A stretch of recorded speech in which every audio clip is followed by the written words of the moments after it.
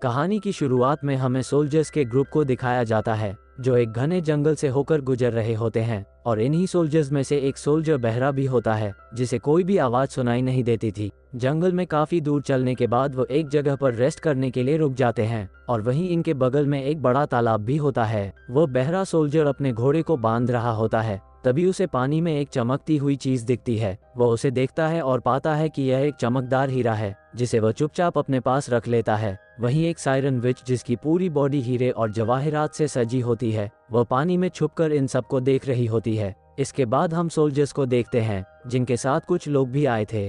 तभी सायरन विच पानी से बाहर आ जाती है और वह पानी के ऊपर खड़ी होकर अजीब तरीके से डांस करने लगती है। जिसके बाद वह जैसे ही चिल्लाना शुरू करती है, इसकी आवाज सुनते ही सभी सोल्जर इसके बस में हो जाते हैं और सभी उसे पाने की कोशिश करते हैं, जिसके कारण सभी सोल्जर्स आपस में ही एक दूसरे को मारने लगते हैं। मगर सायरन विच की आवाज का असर बहरे सोल्जर पर नहीं होता। वह बाकी सोल्जर्स को देखने लगता है क्योंकि उसे कुछ समझ नहीं आ रहा होता कि यहाँ क्या चल रहा है। सायरन विच के वश में होने के कारण सभी सोल्जर्स आखिर में एक दूसरे को मारकर मर जाते हैं और सभी तालाब में डूब जाते हैं। तभी सायरन विच की नज़र बहरे सोल्जर पर पड़ती है। वे उसकी तरफ देखकर चिल्लाने लगती है मगर उस पर इसका कुछ असर नहीं होता।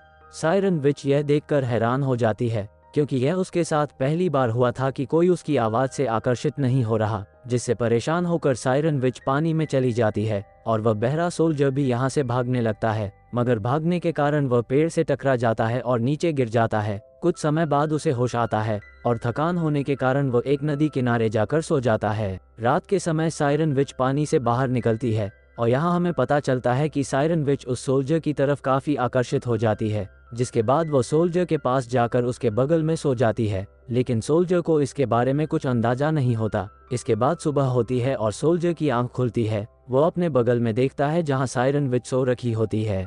तभी सायरन विच भी जाग जाती है और जैसे ही वो वहां से भागने लगती है, वो सोल्जर उसको पकड़ने की कोशिश करता है, जिसके कारण उसके हाथ में सायरन विच की बॉडी के कुछ हीरे फंस जाते हैं और यह देखकर वह समझ जाता है कि सायरन विच की पूरी बॉडी पर हीरे और जवाहरात है। इसके बाद सोल्जर उस सायरन विच का पीछा करने लगता है जो पानी में भागकर एक झरने के ऊपर आ जाती है।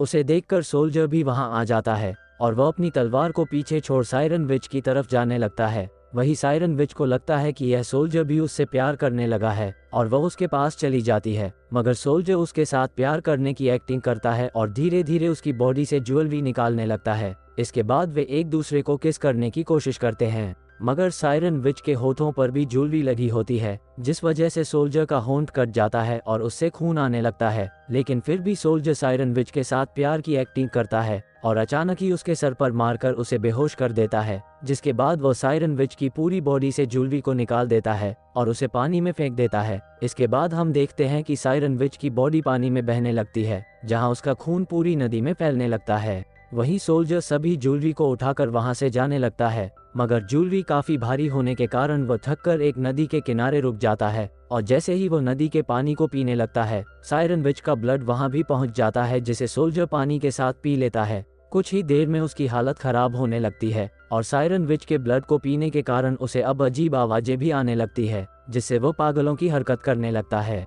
वो वहां से जाने की कोशिश करता है, मगर तभी सायरन विच पानी से बाहर आ जाती है। वो अपनी बॉडी को देखती है जहां सभी ज्वेलरी गायब होने के कारण वह काफी परेशान हो जाती है। तभी उसकी नज़र सोल्जर पर पड़ती है और वह गुस्से में चिल्लाने लगती है, जिसके कारण सोल्जर खुद को रोक नहीं पाता और उसकी तरफ जाने लगता है। सायरन विच के वश में होने के कारण वह धीरे धीरे पानी के अंदर जाने लगता है और अंत में सोल्जर पानी के अंदर डूबकर मर जाता है। और इसी के साथ यह मूवी यहाँ खत्म हो जाती है। अगर वीडियो पसंद आई हो तो इसे एक लाइक कर देना और इसी तरह की हॉरर अमेजिंग वीडियोस के लिए सब्सक्राइब। धन्यवाद।